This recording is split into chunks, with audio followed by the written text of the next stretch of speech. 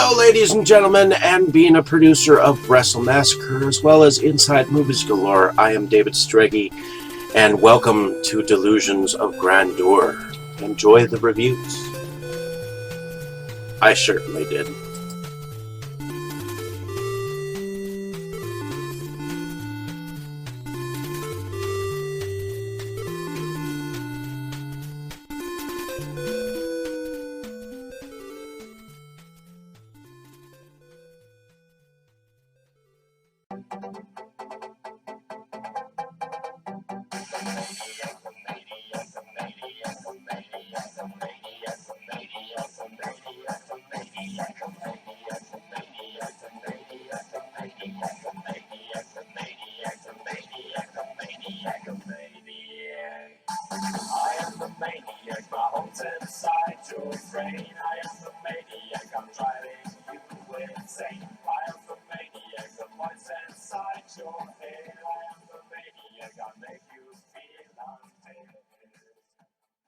Okay, Dave, that's it. Screw you and your college flunkies. I've had enough of this from you and from everyone else. I know what you guys are trying to do. Break me down, drive me out of the force. Well, it's going to take a hell of a lot more than a lame prank like this to get Curtis Mooney to throw in his badge, so fuck you. Over. Did you miss me?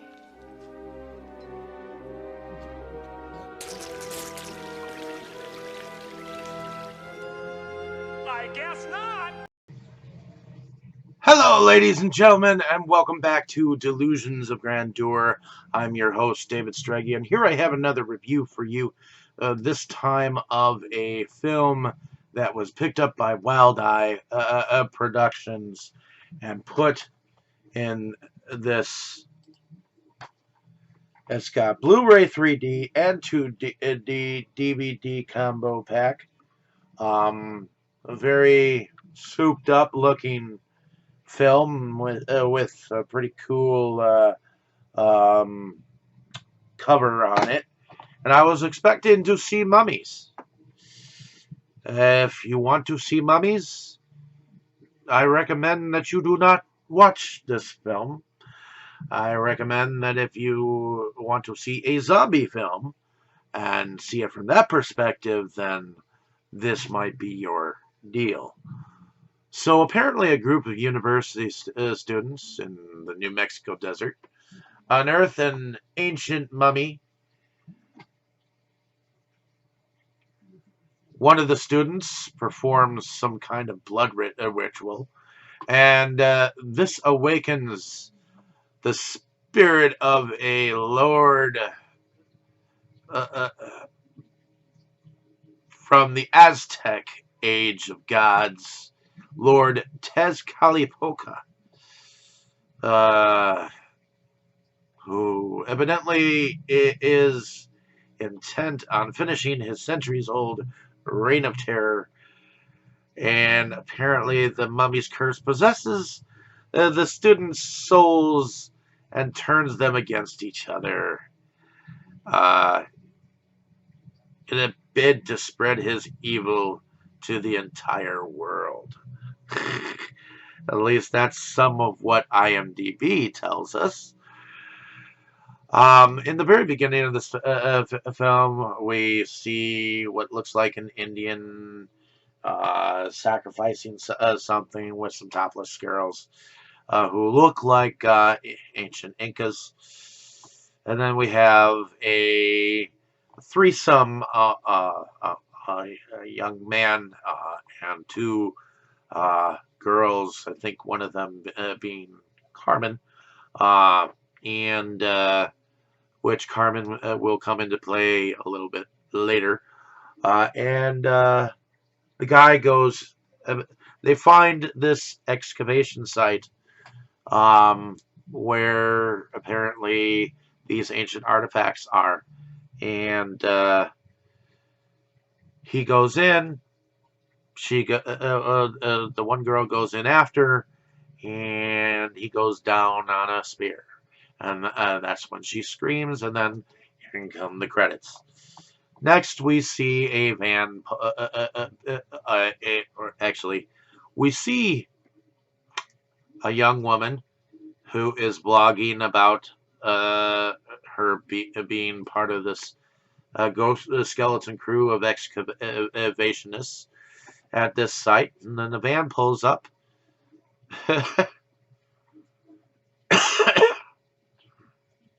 And so we have apparently a professor by the name of Dr. Lobachevsky, played by Greg Salmon, who has a very fake accent or whatnot, but the main chick evidently is Professor Jensen, played by Susie Block. We have Max and Derek, played by Aidan Bristow and Aaron Burt. Carmen is played by Esther Kanata.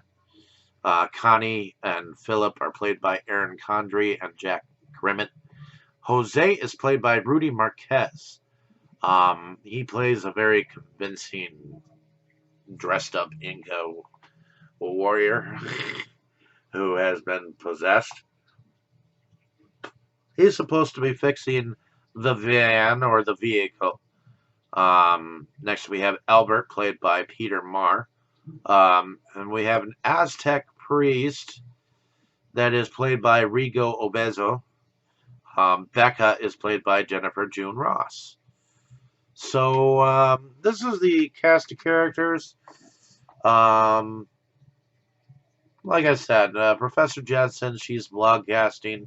Evidently, there's some muscled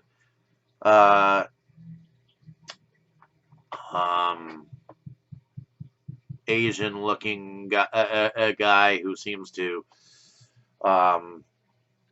flirt with Carmen, I guess, who is evidently the young woman who entices the driver of Dr. Labatjevsky, bringing him to the thing, and he brings this codex,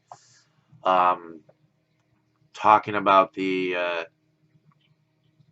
how to awaken this spirit, and with promises of sex,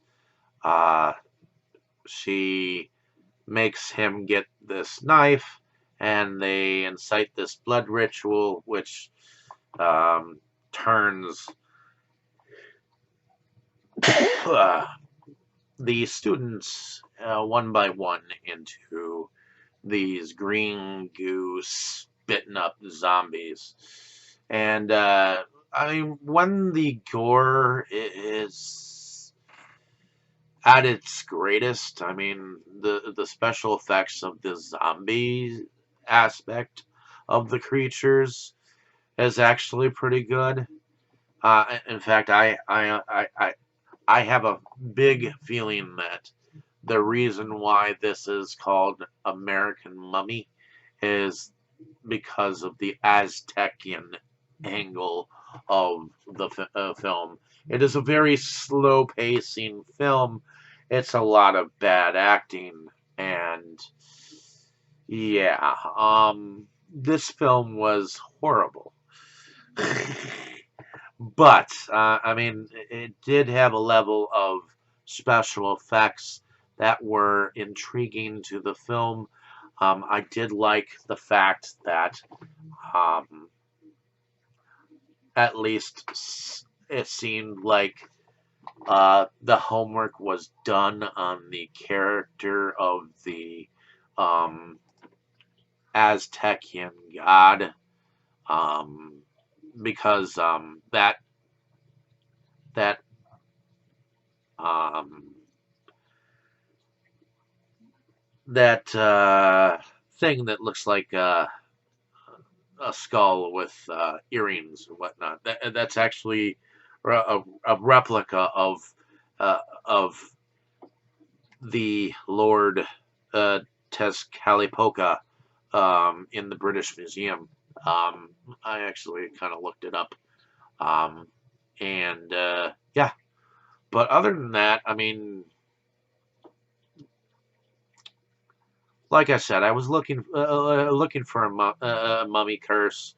Wasn't It was a curse, but it ended up being more zombie than mummy, and I don't know. I just couldn't see a lot of the. I mean, there was some chemistry between some of the actors, but some of the actors and actresses just didn't seem like they had any chemistry at all. And I feel like this was a movie that was dressed up to be better than it was. And normally I'm in praise of some of these films to try to get some of them out there, but this one I've started to see so many bad ones, and this one, I mean, it looks nice, it feels nice, but I'm sorry, just like Dawn of the Mummy, which was an interesting story. That was a zombie film, and yet it was a mummy film. Uh, I'm kind of reminded of that kind of film, except this one had a little bit more gore, and it seemed to be more of a comedy. Even though it was acted in such seriousness, especially at the end there when dude was chopping his arm off and he kept pounding it down on the thing because the arm wouldn't chop off. It just became more humorous than anything else.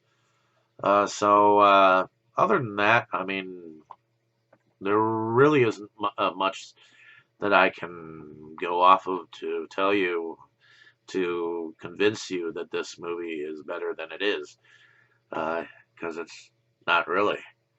But it is amusing. And first time I watched this with my fiance, we had to turn it off. It was just so not the movie we were looking forward to. But having returned to it and whatnot for discussion this coming Tuesday, I decided to go on about it with my own thoughts, and I'll see what the others think. In any case, thank you for listening. Have a great day, evening, or morning, wherever you are. Let me know down in the comments what you thought of this film, and whether it is deserving of a watch is up to you. So thank you for listening. Have a great day, evening, or morning, wherever you are. Good luck. Oh, and P.S. The film was directed by Charles Pinion, um, who evidently had directed a film back in 1993 called Red Spirit Lake, which evidently was kind of a hit back then, um, at least in the 90s. Um, he wrote this film with Greg Selman, who was the um, Dr. Lebachevsky of the film. So I guess it was kind of entertaining to see that the writer was somewhat involved as an actor, because he didn't know how to act, or um, maybe he thought that his Russian, somewhat Egyptian um, speaking was something. In any case, just enjoy the film. Give it a one-time watch, and if you like it, you like it. You don't, you don't. You were good, kid, real good. But as long as I'm around, you'll always be second best, see?